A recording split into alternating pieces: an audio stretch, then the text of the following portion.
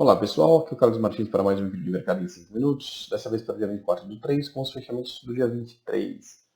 Um dia que prometia já abrir em baixa, mas acabou não abrindo tão ruim, né? A gente teve notícias desmentidas, por sinal, de que a Bovespa fecharia por um período.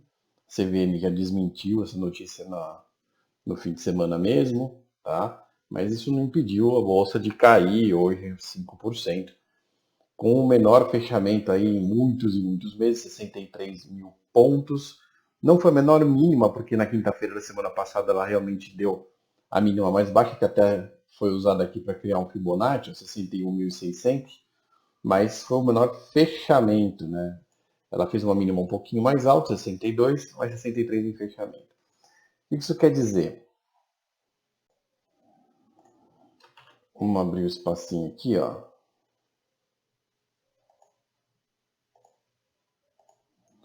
Vou colocar isso aqui para baixo. Pelo gráfico semanal, a gente tinha 50 mil pontos de projeção, tá? Por esse Fibonacci do gráfico diário, a gente tem 30 mil pontos de projeção. Então, 50 mil seria o intrafibo, né? Tá batendo mais ou menos com o gráfico semanal, essa parte do intrafibo aqui, que é do 114, 123%. Isso quer dizer que o Ibovespa, se perder, se continuar caindo mais um pouquinho, fechar abaixo de 61.600, ele vai abrir projeção para os 42.600 pontos. Então, esses 54 e os 49 mil, que lá na projeção semanal são 57, 50 mil, vão ser atingidos, tá? Pela projeção, obviamente. Então, existe aí, pela terceira semana seguida, né, desde que começou esse oba-oba de Circuit Breaker, a gente está na terceira semana seguida que todo mundo está dizendo que a gente vai fazer um fundo, só que as últimas 2 semanas o que a gente viu foi que o fundo foi cada vez mais baixo, tá? Sobre o coronavírus, a gente ainda tem muita definição para aparecer, tem muita coisa que não se sabe, tem muita variável em aberto. Cada semana que passa se descobre um pouco mais. Essa semana provavelmente vai ser a semana mais importante de descobertas, porque o número de infecções na Itália hoje, segunda-feira, aumentou, mas aumentou menos do que estava aumentando antes. Quer dizer que se a curva estava subindo, ela já começou a desacelerar, né? Mesmo assim está subindo ainda o número de mortes, né? Essas coisas todas, mas parece que a situação está entrando em controle e as pessoas vão ter que descobrir por quê, se foi o lockdown que está fazendo o controle, se não foi, se foi algum outro evento, se existe um teto natural para isso. Tem um monte de pergunta que na prática não tem resposta. Eu mesmo, eu acho que todo mundo já fez isso, né? Eu mesmo li aí 5, 6 artigos extremamente bem escritos, né, sobre pessoas extremamente inteligentes em suas áreas, e todos eles dando um norte diferente, dando uma linha de raciocínio diferente, dando uma solução diferente. Então tá claro que existe muita discordância ainda em o que está acontecendo, porque é tudo opinião, né? Dado mesmo, a gente vai descobrindo conforme o tempo vai passando. Então, enquanto a gente está nesse nível em que um fala A e o outro fala B, e os dados não fecham ainda, não tem base estatística suficiente para dar um fechamento lógico nas coisas, os mercados caem, tá? Tem a expectativa super pessimista, que é do vírus matar 20% da população esse ano, 20% no ano que vem, 20% no outro, e daqui 3 anos a gente está vivendo Mad Max, entendeu? E tem a super otimista que o negócio já infectou todo mundo, e o que a gente está vendo aí são as poucas pessoas que estão desenvolvendo o sintoma, e em 3 semanas está tudo resolvido. Então, nenhuma coisa está descartada, nem outra, hoje. Por isso que a gente está vendo essa maluquice toda nos mercados, e é provável que a gente ainda veja um fundo mais baixo essa semana, da mesma forma que a gente viu um fechamento mais baixo hoje. Tá? O Ibovespa Futuro também, o Ibovespa Futuro também não fez mínima mais baixa aqui na quinta-feira, ficou perto, mas não fez, só que o fechamento foi mais baixo também. Aqui o Ibovespa Futuro no diário também está apontado para os 50 mil pontos, 57, 50 mil, igual o semanal do Ibovespa. Tá? Nesse gráfico diário do Ibovespa, se for rompida a nova mínima, é que a gente vai ter projeção que pode ir até 30 mil, mas ela ainda não começou. Só que se fizer aqui está em andamento, começa a outra. Então, obviamente, a gente tem um cenário aí bem complexo e bem pessimista pela frente, né? Falar agora do dólar, que hoje bateu R$ 5, mas voltou para 5,15. As linhas que nós estamos vendo no fundo aqui são as linhas do gráfico mensal do dólar. Como a gente está na segunda-feira, não faz sentido a gente ficar olhando o gráfico mensal semanal. Vamos ficar olhando os gráficos diários hoje, tá? Mas várias linhas eu estou usando as bases semanais e mensais. Então a gente tem espaço do 4,87 para até os 5,25 pelo gráfico mensal. Isso quer dizer que, tendência por tendência, o dólar pode se movimentar bastante dentro desse intervalo aí, que não vai mudar absolutamente nada do que a gente já viu. Ele está comprado com o objetivo no 5,86. Puxa aqui, ó. 5,869, né? Praticamente 5,87. Tá? Como não chegou, vamos falar 5,86. Ele está comprado com o objetivo no 5,86. Sobe mais se ele conseguir romper o 5,25. Não conseguiu ainda. Ah, Carlos, dá para ele voltar para baixo dos 4? Para baixo dos 4 é muito difícil, mas se ele perder aqui o 4,87, ele pode perder força e tentar um 4,63. Se ele perder o 4,63, ele pode perder ainda mais força e ir lá brincar com o 4,25. Tá? O que dá um horizonte mais negativo nesse gráfico é o fato dessa tendência ser mensal. Então, esse dólar para cima, ele está previsto com os fundamentos dos últimos meses todos, dos últimos anos todos. Tá? A gente está vendo uma coisa que foi construída ao longo de uma década para chegar nessa tendência aí. Não é uma coisa que realmente apareceu agora. Né? Ele foi de 1 para 2, foi de 2 para 3, foi de 3 para 4. De 4 ele ficou um tempão ensaiando uma ida para 5, bateu várias vezes no 4,25. Quando rompeu, montou um puta de um sinal forte até o 5,86. Está no meio do sinal, já bateu na primeira projeção de 5,25.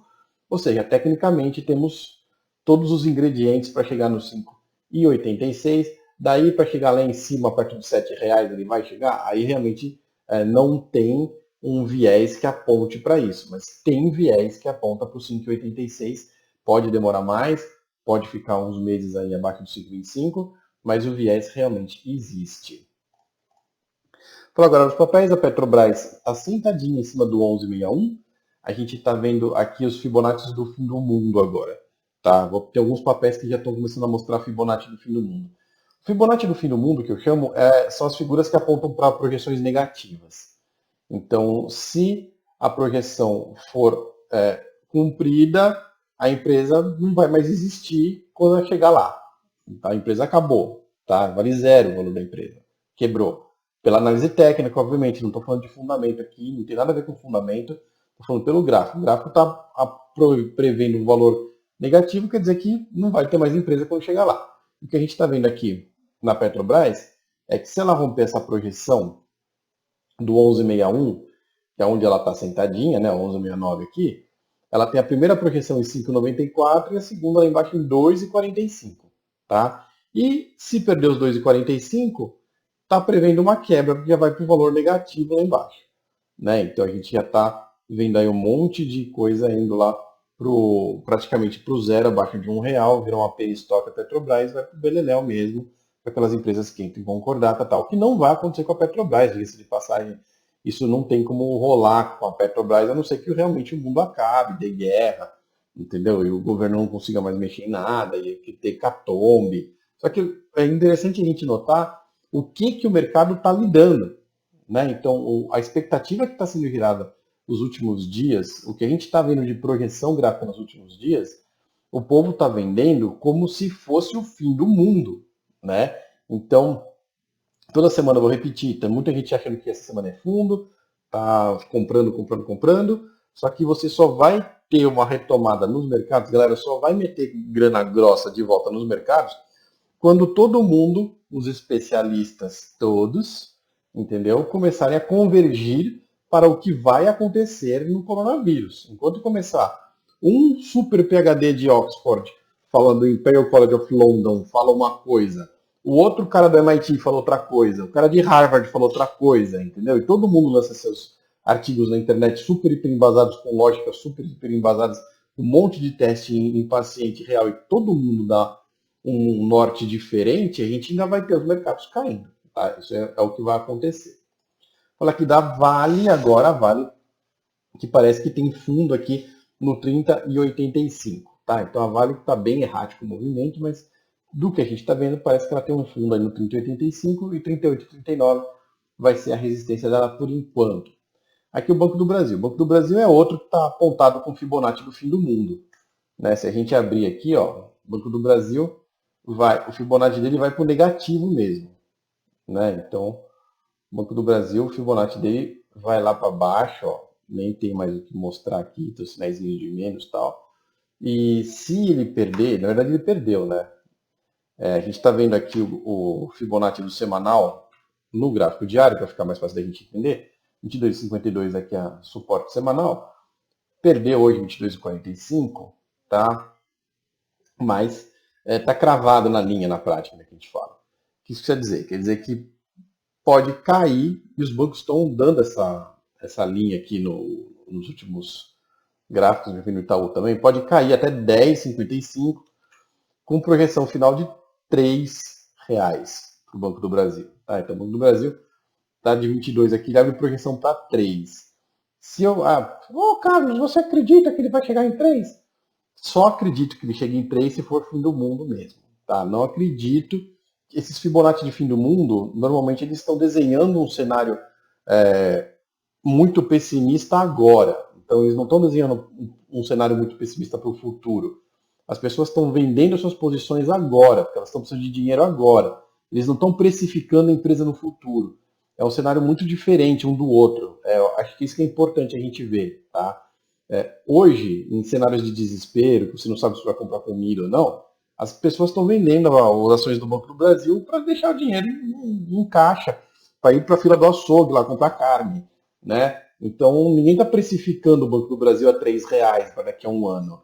Tá? Só que assim, o gráfico não sabe disso. Então, o gráfico está vendo o movimento e está falando assim, porra, esse movimento precificou essa empresa no longo prazo em R$3,16. Mas não precificou. Tá?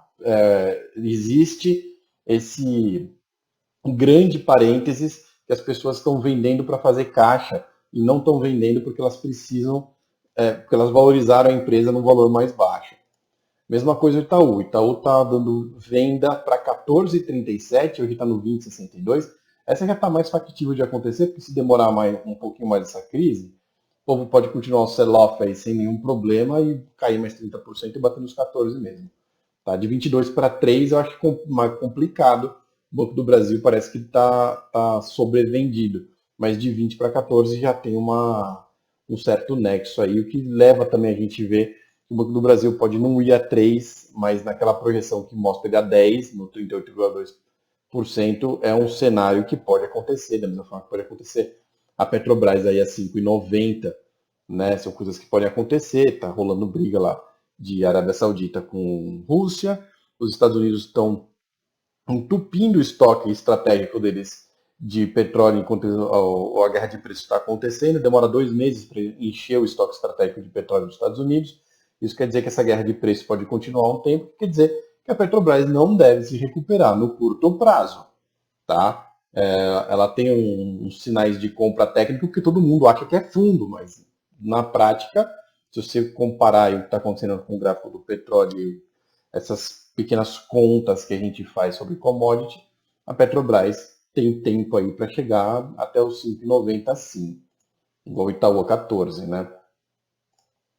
Falar aqui da Ambev, a Ambev não tem nem Fibonacci, o algoritmo da autoanálise não conseguiu desenhar o Fibonacci, vamos desenhar um na mão, certo? Então vamos puxar aqui do fundo para o topo, do topo para o fundo, ó. Tá? Desenhamos um Fibonacci aqui, ainda temos o 10,36 como o nosso suporte. Eu vou espelhar ele para baixo para ver o que acontece. Então, ela aponta para R$ 7,15 se perder os 10,36 de novo. Tá? Então, por enquanto, ela está se sustentando aí nessa posição. O pessoal lá da Ambev é bem esperto. Pode ser que eles consigam tirar alguma coisa da cartola para a ação deles não sofrer tanto. O que a gente viu no pregão de hoje foi um envolvente de baixa, só que com volume menor do que o volume anterior. Então, um envolvente de baixa fraco, como tem um espaço até o 10,36, ele tem 8%, pode ser que ela dê uma voltada para o 10,36, mas não perca. Se perder, a projeção vai ser no 7,15. E a partir de hoje começo a falar de novo do Bitcoin. Carlos, por que você está falando do Bitcoin? Eu parei de falar do Bitcoin um tempo, mas tendo em vista que a situação na bolsa está realmente muito mais complicada, o Bitcoin se tornou, que era um ativo mais volátil, se tornou uma opção até, digamos, segura, né, nos tempos atuais. A gente pode ver que o Bitcoin também sofreu nessa crise, né, ele estava numa máxima histórica junto lá com as ações, né, ele chegou a cair aí 50%, só que ele voltou, tá? Então, desde a mínima dele lá no dia 15, ele já voltou 50, valorizou 50%, e na prática ele está precificado no mesmo valor que ele estava precificado aí em dezembro de 2019, né, ou em outubro de 2019. Se você pegar mais para trás ainda, né, a gente tem um ano para trás, o Bitcoin estava bem mais baixo, então ele está com 100% de retorno, 130% de retorno em um ano de negociação. Então o Bitcoin está se mostrando um ativo estável perto do que está acontecendo lá na Bovespa. Por isso que, olhando aqui para ele, a gente tem esse horizonte de 30 e 40 mil reais que a gente está dentro hoje. Tá? Eu estou vendo o Bitcoin em reais, que é o que importa aqui para quem está dentro do Brasil, né? A gente está vendo o Bitcoin em reais, tem até apareceu um triângulo aqui que deu projeção na queda, né? Mas ele está mostrando para a gente essa estabilidade do preço do Bitcoin, grosso modo, entre os 28 e os 40 mil reais. Provavelmente ele deve ficar por aí, até porque mesmo que o Bitcoin em dólar caia, se o dólar nosso, né, na paridade com o real sobe, o Bitcoin real ele se mantém. Então o Bitcoin real ele acaba sendo uma compensação para a alta do dólar. É um ativo fácil de você manejar, fácil de você comprar, fácil de você segurar e fácil de você levar para onde você quiser. Se você quiser ir para algum outro país, você simplesmente transfere o seu Bitcoin de uma wallet para outra em alguns minutos, qualquer valor que você queira e pronto, né? Então eu arrisco dizer que é um ativo mais útil até que o ouro em tempos de crise para a classe, não vou dizer classe média, mas eu vou dizer para a classe, para não elite de 0,1%, que a elite de 0,1% do mundo pode se dar ao prazer de estocar ouro, né, contratos de ouro e tudo mais, mas as pessoas mais normais é muito mais difícil você lidar com contratos de ouro, principalmente se você quiser mudar de país. E o Bitcoin não, ele é um ativo que vale muito a pena você ter em momentos de crise. Tá bom? Agradeço muito a presença de todos e até o próximo vídeo de mercado em 5 minutos.